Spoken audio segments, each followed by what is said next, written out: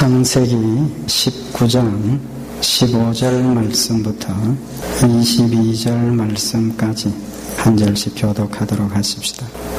동틀 때에 천사가 롯을 재촉하여 가로되 일어나 여기 있는 내 아내와 두 딸을 이끌라 이스의 죄악 중에 함께 멸망할까 하노라. 그러나 롯이 지체하며 그 사람들이 롯의 손과 그 아내의 손과 두 딸의 손을 잡아 인도하여 성 밖에 두니 여호와께서 그에게 인자를 더하심이었더라.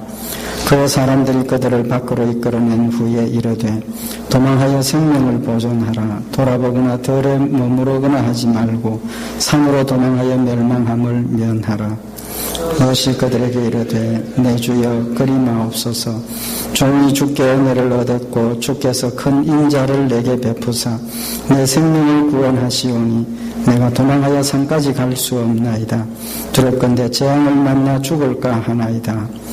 버섯의 저승은 도망하기 가깝고 작기도 하오니 나로 그곳에 도망하게 하소서.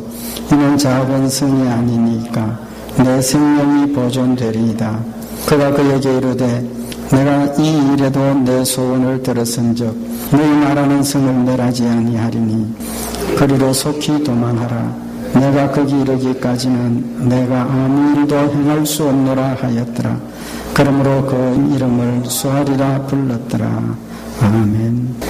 창세기 19장에는 하나님께서 소돔과 고모라를 멸망시키는 중에 롯의 가정을 구원하신 내용이 기록이 되어져 있습니다. 하나님께서 소돔과 고모라를 심판하신 것은 하나님의 공의로우심을 우리에게 보여주시고 또 어떤 면에서는 굉장히 무서운 면을 우리에게 보여주셨지만 사실은 그 소돔과 고모라를 멸망하시는 그 무서운 모습 가운데 오히려 하나님의 그 사랑이 나타나는 귀한 교훈이 거기에 포함이 되어 있습니다. 하나님께서 그 많은 사람들 가운데 롯의 가정을 구원하신 것은 하나님의 특별하신 사랑과 은혜를 우리에게 교훈하시는 말씀입니다. 오늘 이 본문 말씀을 중심으로 하나님께서 롯의 가정을 구원하신 그 사랑, 어떤 사랑인지 우리 말씀을 잠시 상고하면서 지금도 우리들에게 놀라운 사랑과 은혜를 베푸시는 그 하나님의 모습을 다시 한번 마음에 새기는 귀한 시간이 되기를 바랍니다. 하나님께서 소돔과 고모라 성을 멸망시키실 때 롯의 가정을 구원하신 이유가 무엇입니까?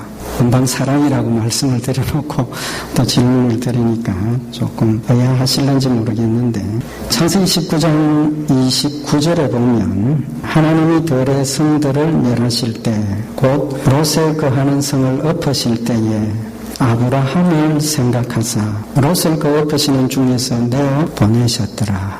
성경에서는 아브라함을 하나님께서 생각하셔서 여기 생각하셨다는 이 히브리 원어는 기억하셨다는 뜻입니다. 하나님께서 아브라함을 기억하셔서 롯을 구하셨다고 기록이 되어져 있습니다.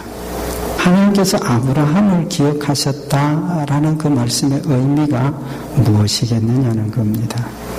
성경에 명확한 언급은 없지만 우리 말씀을 통해서 하나님께서 아브라함을 기억하셨다는 그 의미를 먼저 잠시 생각을 해보려고 합니다. 문자 그대로 하나님께서 아브라함을 기억하셔서 롯을 구하셨다라고 우리가 해석을 해보면 누구 때문에 롯이 구원을 받았습니까? 아브라함 때문이라고 볼 수 있을 겁니다. 아브라함을 기억하셔서 롯을 구원하셨다 했으니까.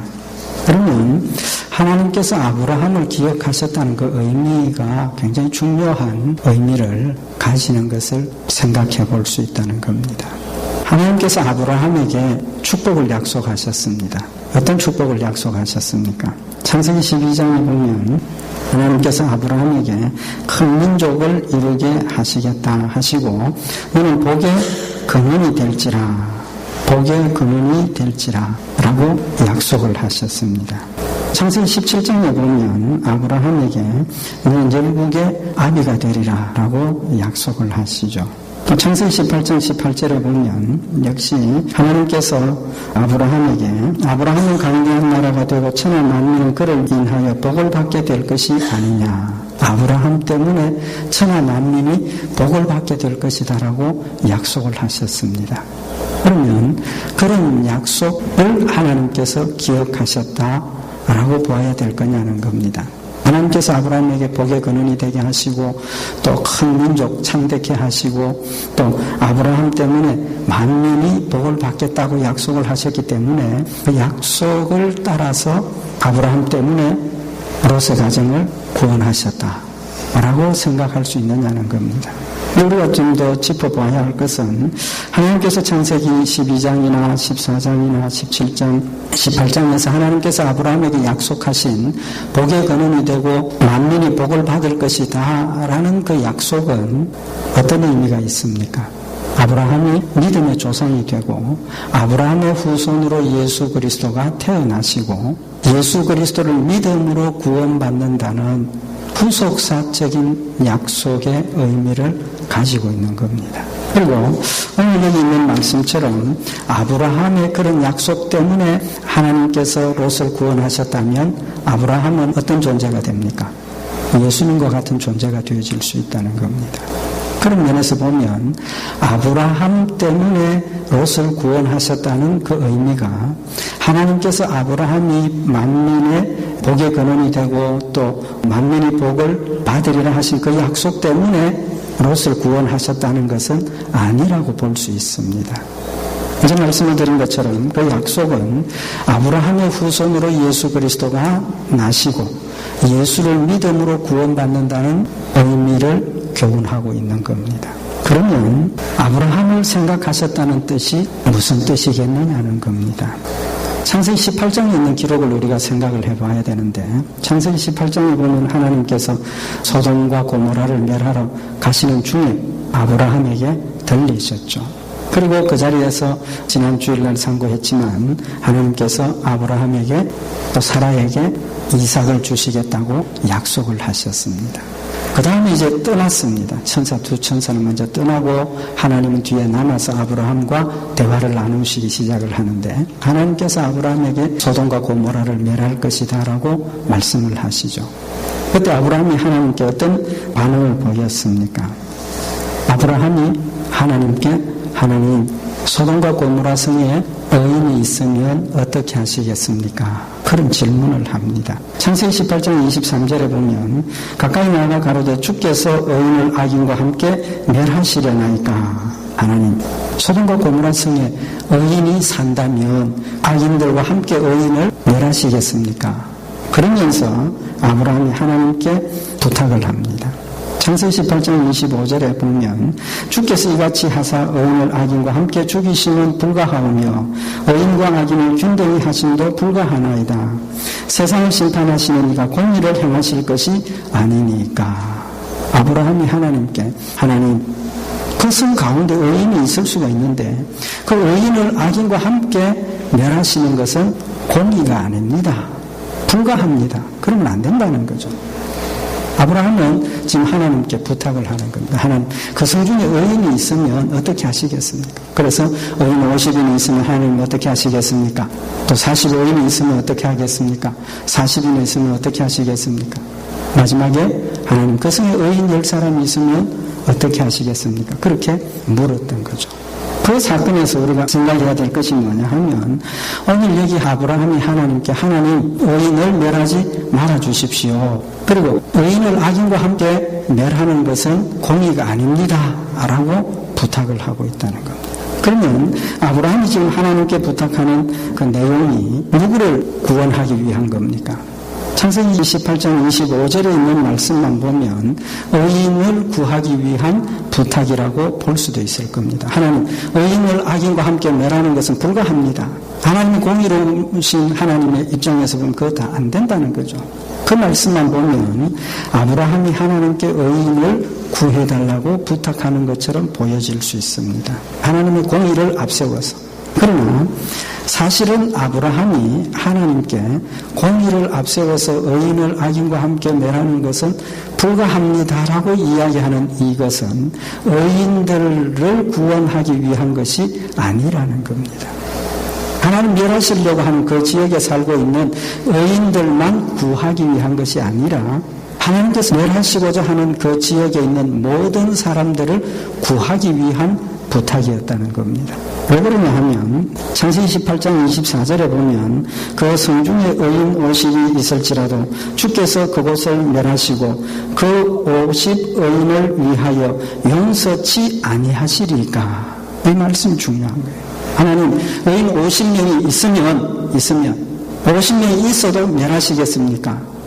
그러면서 하는 이야기가 그 50인을 위하여 용서치 아니하시리까. 용서를 구하고 있는 겁니다. 하나님 의인 50인이 있으면 그 성들을 멸하지 말고 용서해 주십시오. 누구 때문에? 의인 50인. 의인 50명 때문에 용서해 달라는 겁니다. 만약에 아브라함이 앞에서 이야기했던 것처럼 공의로우신 하나님을 앞세워서 의인들을 구원하기 위한 목적이 있었다면 하나님 그 성을 용서해 주십시오가 아니라 하나님 의인을 악인과 함께 멸하는 것은 불가합니다.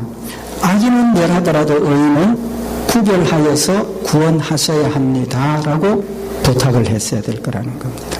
그럼 아브라함은 의인을 구원해 주십시오가 아니라 그 의인 50인 때문에 그 성을 용서치 아니하시겠습니까? 용서해 주십시오라고 부탁을 하고 있는 겁니다. 그런 관점에서 보면 지금 아브라함은 의인 50명, 의인 40명, 의인 10명을 앞세웠지만 누구를 위해서?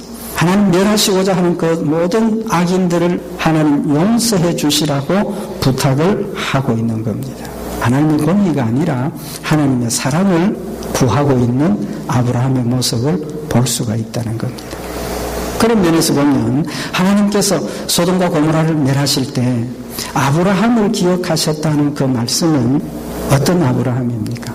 죄악 가운데 죽어가고 있는 영혼들을 사랑해서 그 영혼들을 용서하시도록 구하는 아브라함의 그 사랑의 간구의 모습을 기억하셨다는 겁니다. 하나님의 사랑.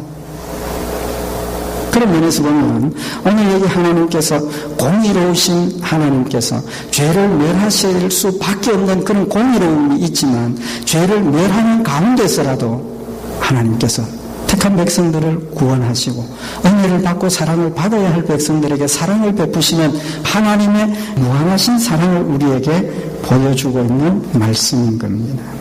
베드로후서 2장 7절에 보면 무법한 자의 음란한 행실을 인하여 고통하는 의로운 롯을 건지셨으니 롯을 의롭다라고 인정을 하셨습니다. 이미 몇 주 전에 선고를 했지만 롯이 정말 의로운 사람입니까? 아니죠.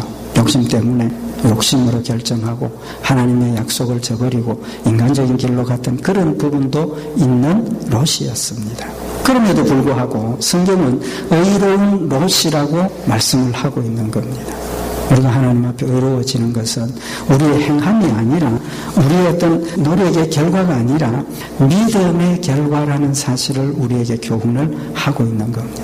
롯은 비록 욕심을 따라서 죄악이 관영한 땅을 선택해서 갔지만 그 땅 가운데서 하나님의 말씀을 열심히 지키려고 노력하며 살았다는 겁니다.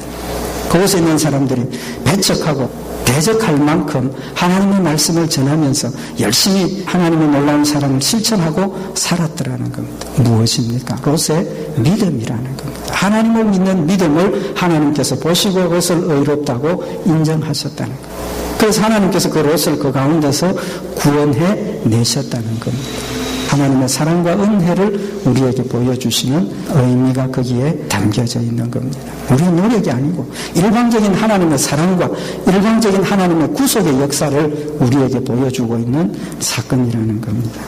그 많은 사람들 가운데 롯의 한 가정 큽니까 적습니까? 아주 무시할 수 있는 그런 가정일 수 있습니다. 그럼에도 불구하고 하나님께서 특별히 그 가정을 찾아가시고 그 가정을 이끌어내셔서 구속하여 주신 것은 하나님의 특별하신 은혜와 사랑을 우리에게 보여주시는 말씀인 겁니다. 누가복음 15장 7절에 보면 내가 너희에게 이르노니 이와 같이 죄인 하나가 회개하면 하늘에서는 회개할 것 없는 의인 99을 인하여 기뻐하는 것보다 더하리라. 한 사람이 회개해서 돌아오는 것, 의인 99명이 있는 것보다 하나님께서 더 기뻐하신다.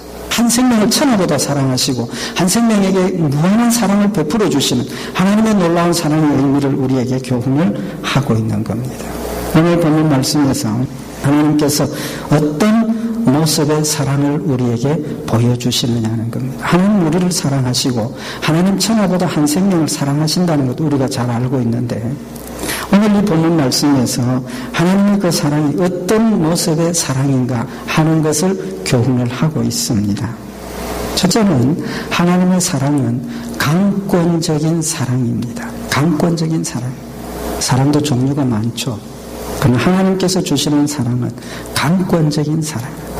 사랑도 상대적인 사랑이 많습니다. 사실 어찌 보면 사람들의 사랑은 상대적일 수 있습니다.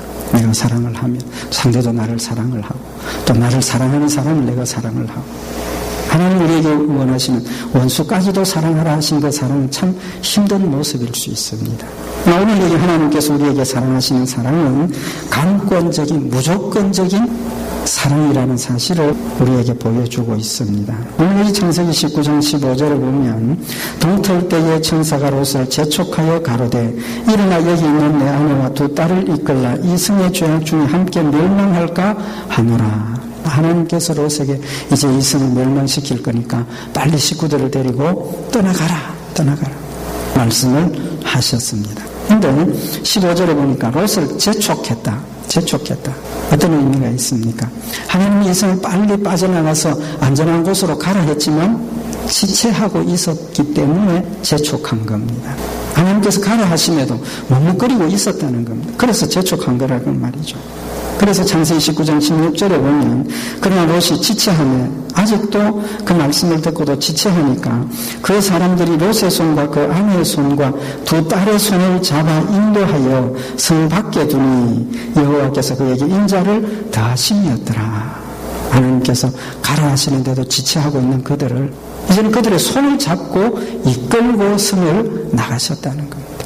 얼마나 롯이 머무르고 지체하고 머뭇거리고 있었으면 그 손을 붙들고 성 밖까지 데리고 갔다는 거예요. 우리 같으면 어떻겠습니까? 2번, 3번 권면하고 3-4번인데 3번까지 했는데 안 들으면 본인 책임이지 뭐. 그럴 수 있을 겁니다.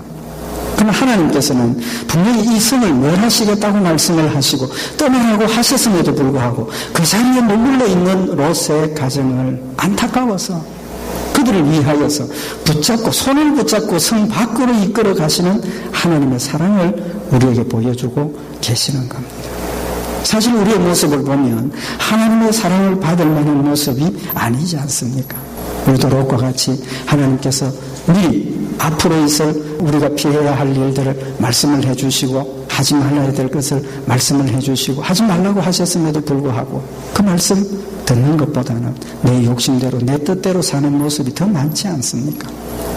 우리의 모습을 보면 하나님의 사랑을 받을 만한 모습이 전혀 없고 오히려 오늘 여기 소돔과 고모라 성이 멸망당하는 것처럼 하나님의 진노와 징계를 받아야만 할 그런 모습이지만 그럼에도 불구하고 하나님께서는 지금도 여러분과 제 손을 붙잡고 머무르고 지체하고 있는 게으름에 빠져있는 우리들을 하나님께서 우리의 손을 붙잡고 이끌어서 강권적으로라도 하나님의 사랑의 자리에 들어갈 수 있도록 하나님 지금도 역사하고 계신다는 겁니다.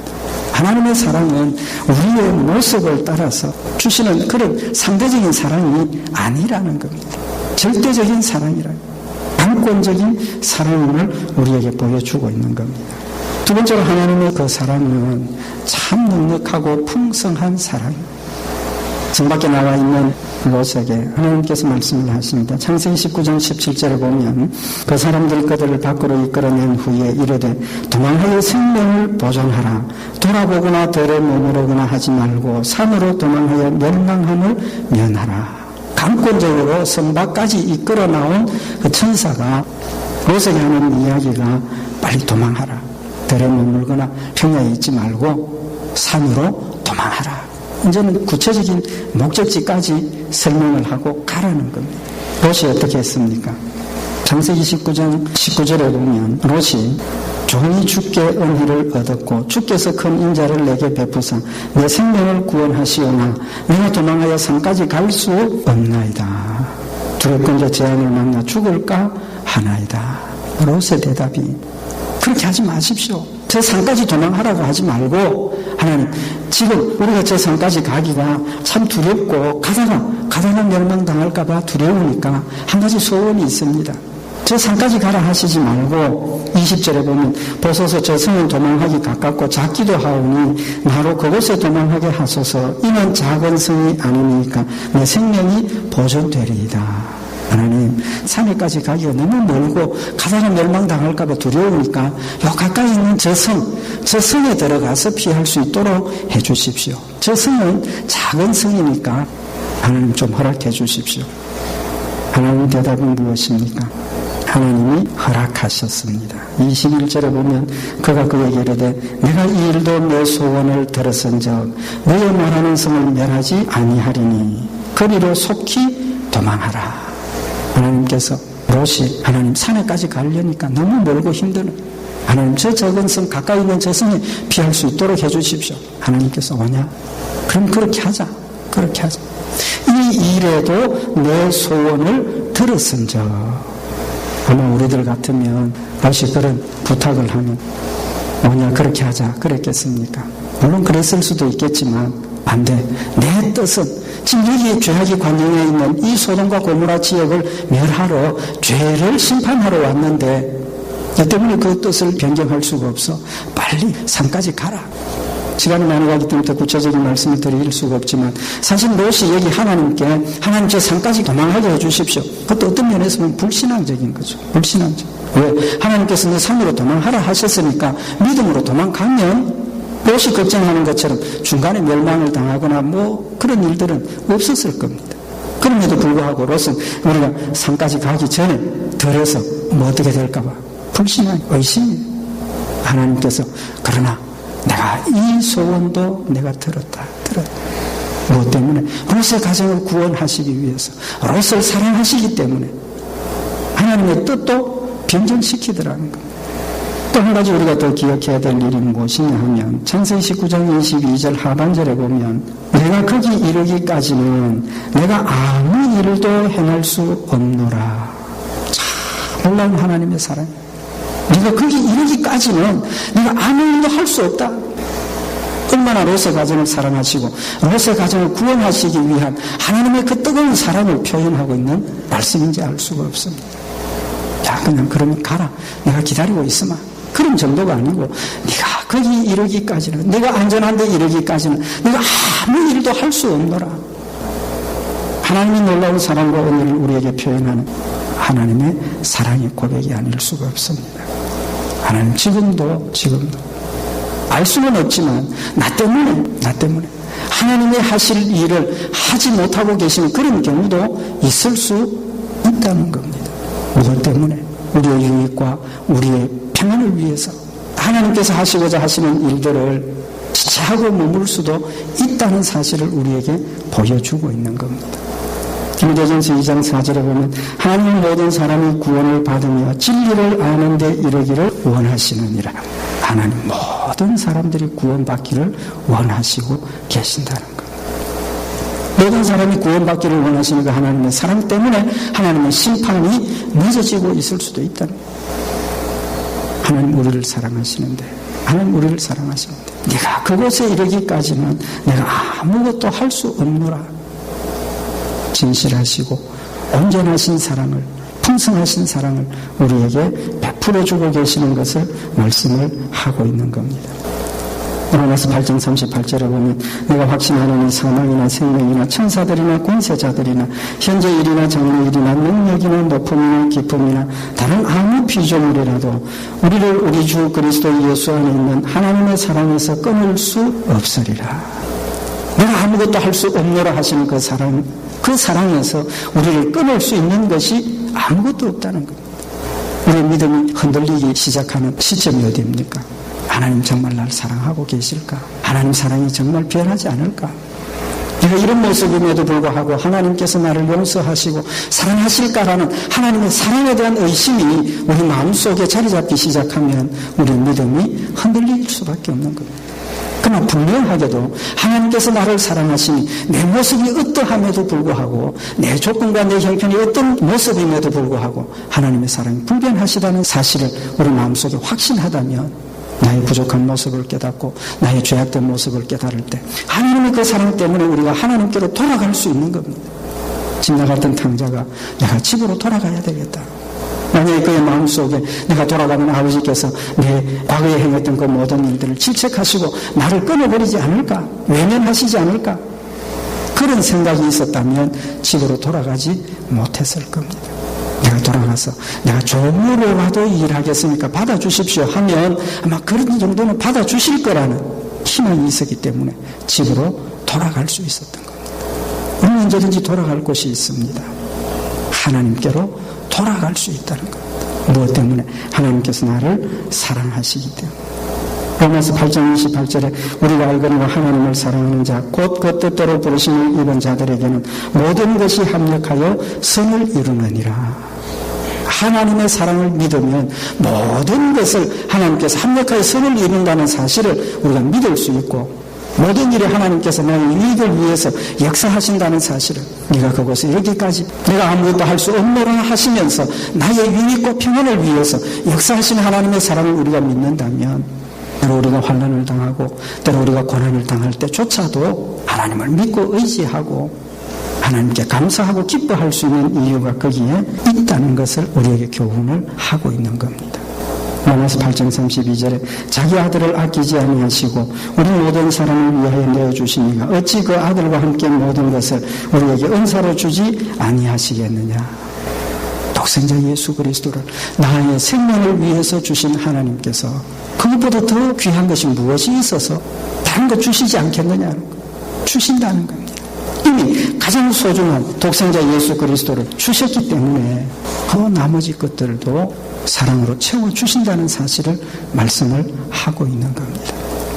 하나님이 나를 사랑하심을 마음에 확실하게 새기는 일이 우리 신앙생활에 얼마나 중요한 부분인가 하는 것을 말씀을 하고 있는 겁니다. 하나님의 사랑을 확실히 마음속에 믿으면 우리는 담대할 수 있습니다. 하나님의 사랑을 확실하게 믿으면 우리의 마음속에 평안이 있고 평강이 있을 수 있습니다. 하나님의 사랑을 확실히 믿으면 항상 기뻐하고 범사에 감사하고 쉬지 말고 기도하라 하신 말씀을 우리는 믿음으로 실천할 수 있는 이유가 거기에 있는 겁니다. 하나님의 사랑을 확실하게 우리가 믿으면 원수도 사랑할 수 있는 사랑이 우리의 마음속에 넘쳐날 수 있다는 사실을 말씀을 통해서 교훈을 하고 있는 겁니다. 하나님의 사랑을 확실히 믿으면 하나님이 원하시는 모든 일들을 우리는 주저함 없이 아낌없이 순종할 수 있다는 사실을 우리에게 교훈하는 말씀인 겁니다. 오늘 이 말씀을 다시 한번 마음에 새기면서 하나님께서 나를 얼마나 사랑하고 계시는가. 네가 평안한 곳에 갈 때까지 내가 아무 일도 할 수 없노라라고 말씀하시는 하나님의 사랑의 음성을 우리 마음속에 다시 한번 새기고 하나님 사랑 가운데서 늘 믿음으로 승리하는 복된 성도들이 되시기를 바랍니다. 기도드리십시다. 사랑하는 하나님 아버지, 소돔과 고모라의 많은 죄악들을 면하시는 가운데서라도 한 가정, 롯의 가정을 구원하시고 구속하시는 하나님의 놀라운 사랑과 은혜를 통하여서 하나님 지금도 우리를 사랑하시고 하나님 지금도 우리에게 놀라운 은혜를 베푸시는 것을 깨우쳐 주심을 진심으로 감사를 드립니다. 내가 그곳에 이르기까지 내가 아무것도 할 수 없노라 하시는 그 하나님의 사랑의 음성을 마음에 늘 새기고 사랑 가운데서 믿음으로 늘 승리하며 사랑 가운데서 늘 하나님을 영화롭게 하는 복된 성도들 되게 하여 주시옵소서. 우리 주 예수님 이름으로 기도드리옵나이다. 아멘.